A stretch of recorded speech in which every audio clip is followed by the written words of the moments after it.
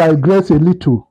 In Idoma land, we don't allow our women that is married to go outside and meet any other man apart from the husband. Whereas other culture will not be like that. We hold it so strictly that any woman that dare, because when we said the spirit, God is a spirit. The same aleku that we talk about is a spirit. The aleku is just like the leader is just like a mediator between man and God. So he do things of the spiritual and still do things of the physical. And that is our belief that make us stand out, that no any Idoma woman, as far as you are married, is allowed to sleep outside your matrimonial home. It's binding. God is against it, and our spirit ancestors, they are also against it. So I think it's one of the things that make Idoma children culture to stand out to the whole world. Since you became a leader, what has been this greatest sacrifice or challenge that you ever faced since you became a leader here in Pape? There is always supporters and opposer. I think that is the greatest experience I've gotten so far, and I just believe that that is where I see the hand of God in this throne of becoming a chief of Idoma in Pape. Like I told you from the one, I never dreamt of it. I didn't plan for it. But when there is need for Idoma to produce a chief here in Pape, the chairman of most of this local government, and even from the Idoma general meeting, they team up and agree that we should take it turn by turn. And the town, like I told you before, we have 7 local governments in Idoma land. Those are the Apa, the Agatu, the Okpoku, the Ogbadibo, Ohimini, Otukpo, and Ado. So when they team up together and say, okay, they should produce the chief that will be a leader of the whole group, both youth, men, and women, they zone it to Otukpo, Agatu, and Apa, which they considered that is the first place of settlement of Idoma people from the Kwararafa kingdom. And there, under Otukpo, we separated where we have Ohimini local government.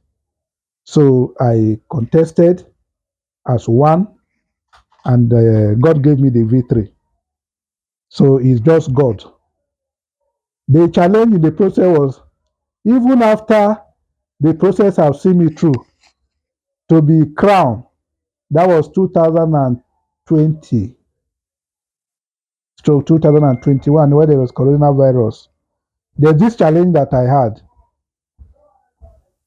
The federal government made provision for palliative, which one of the palliative was directed to Pape. We were asked to mobilize our people because, when federal government palliative comes like that, if there's no control, everybody will rush and it's like a free something. Yeah. So the Pape chief, Akimi, directed that everybody that must benefit from this palliative should go and register with his chief in his palace. So which the Idoma people are directed to me. We carry out the registration, know the number of people, young and adult, old, in Pape then. But unfortunately, before the distribution, I lost my sister in the village and I traveled home. While in the village, I got a call that the palliative that belongs to Benue have arrived, and they've divided it into 3. One group for the TV people, one for Idoma, and one for Igede.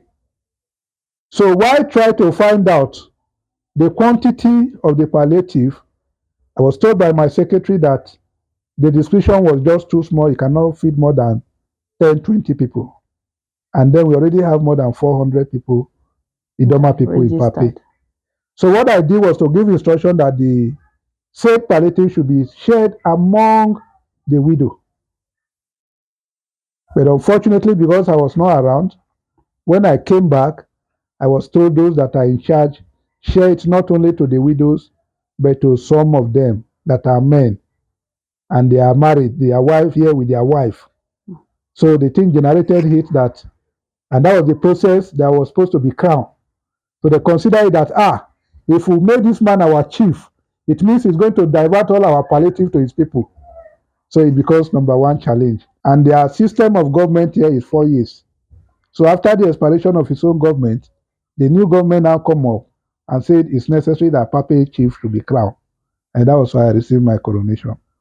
So those are the challenges and the way God saw me through. The other day, I was with the TV king here in chief here in Pape, and also we are doing the same thing here today. So looking at our culture, what has modernization changed in our culture so far? Because we believe that most of our children outside, especially those that are in diaspora,